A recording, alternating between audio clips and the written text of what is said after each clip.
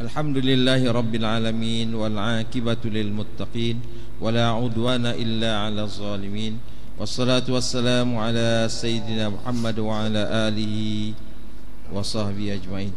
Allahumma anzil alair rahmata wa ridwan wa amiddana bi asrari fi kulli waqtin wa awan. Ya Allah, kurniakanlah ke atas Syekh Abdul Qadir rahmat dan keridaan-Mu, dan berilah kami pertolongan dengan sebab rahsia-rahsia beliau pada setiap masa dan ketika. Bahagian pertama, riwayat hidup Syekh Abdul Qadir Jailani. Apabila kita mendalami perjalanan hidup Syekh Abdul Qadir, akan kita dapati beliau bahawa hidupnya itu terbagi kepada 3 bahagian utama, iaitu pertama, pengisian ibadah; kedua, sentiasa mencari ilmu; dan ketiga, menyampaikan ilmu dan berdakwah kepada manusia. Pada sekitar tahun 488 Hijriah, sewaktu usia Syekh baru menginjak 18 tahun, dia meninggalkan kota kelahirannya untuk menjadi murid di Baghdad, pusat aktiviti politik, perdagangan dan kebudayaan, dan pusat ilmu-ilmu keagamaan di dunia Islam pada ketika itu. Setelah mempelajari berbagai-bagai ilmu di bawah bimbingan guru-gurunya seperti seorang faqih mazhab Hambali, Abu Sa'id Ali Al-Mukarrimi, dia menemukan seorang guru yang cenderung kepada soal-soal rohani. Guru itu adalah Abul Khair Hamad Ad-Dabbas. Kemudian beliau tidak memulai karier akademinya langsung, malah beliau meninggalkan kota dan hidup selama 25 tahun sebagai pengembara di wilayah-wilayah gurun Iraq.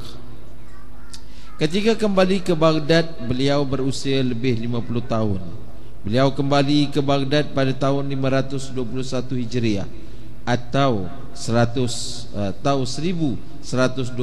Masihi, dan mula memberikan khutbah kepada masyarakat. Para pendengarnya terpesona dengan gaya dan kandungan kuliah-kuliahnya, sehingga kan berita tentang kemahirannya dalam berdakwah menyebar ke seluruh lapisan masyarakat. Beliau memasuki madrasah milik guru lamanya, Al-Mukarrimi. Namun ruang yang ada terbukti tidak mencukupi.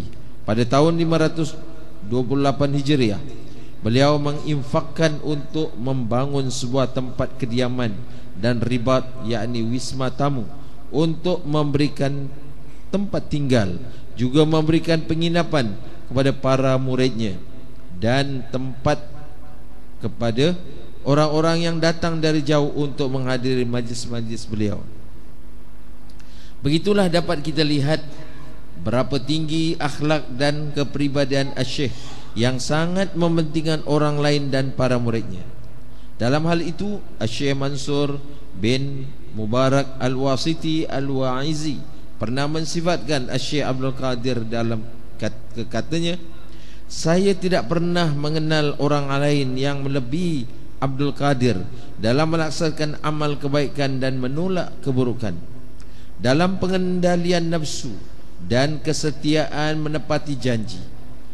Betapa tinggi martabatnya dan berapa besar kekuasaannya. Ia amat senang berada di tengah-tengah anak-anak muda.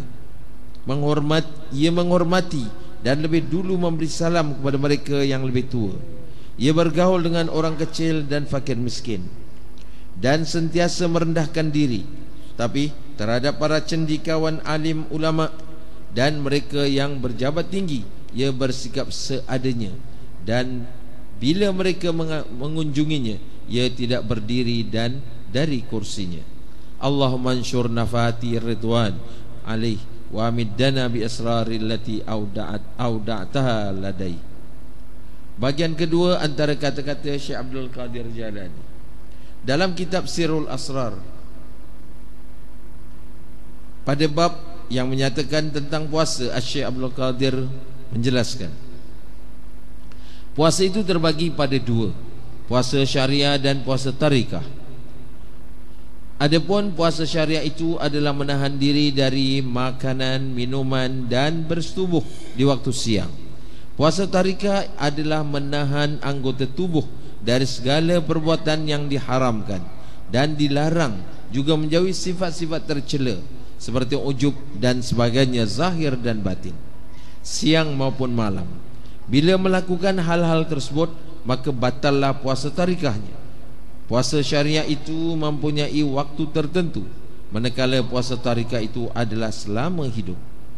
Nabi Muhammad sallallahu alaihi wasallam bersabda yang bermaksud, banyak orang yang berpuasa tetapi hasilnya adalah lapar dan dahaga saja. Dalam hadis Nabi yang lain, baginda bersabda yang bermaksud, banyak yang berpuasa tapi berbuka, banyak yang berbuka tapi berpuasa, yaitu orang yang perutnya tidak berpuasa tapi ia menjaga anggota tubuhnya dan perbuatan terlarang dan menyakiti orang lain.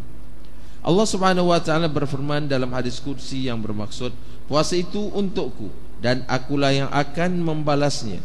Nabi sallallahu alaihi wasallam bersabda, bagi orang yang berpuasa itu dua bahagian. Pertama ketika ia berbuka, dan kedua ketika bertemu Tuhannya.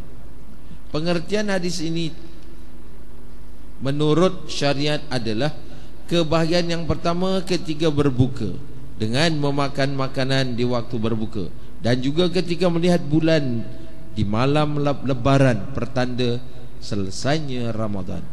Adapun pengertian menurut tarikah ialah kebahagiaan yang pertama ketika memasuki syurga, menikmati kenikmatan syurga. Semoga Allah Subhanahu wa taala memberikannya kepada kita.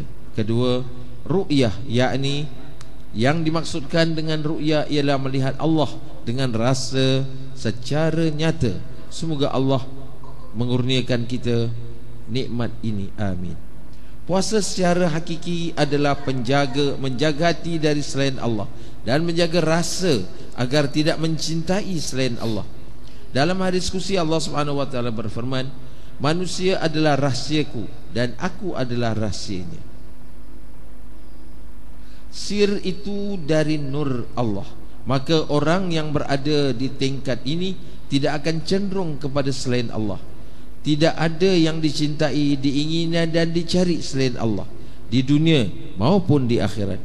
Bila hati terjatuh kepada mencintai selain Allah, maka batallah puasanya, yaitu puasa hakikatnya, dan ia harus melakukan qada dengan kembali mencintai Allah dan menemuinya di dunia dan di akhirat.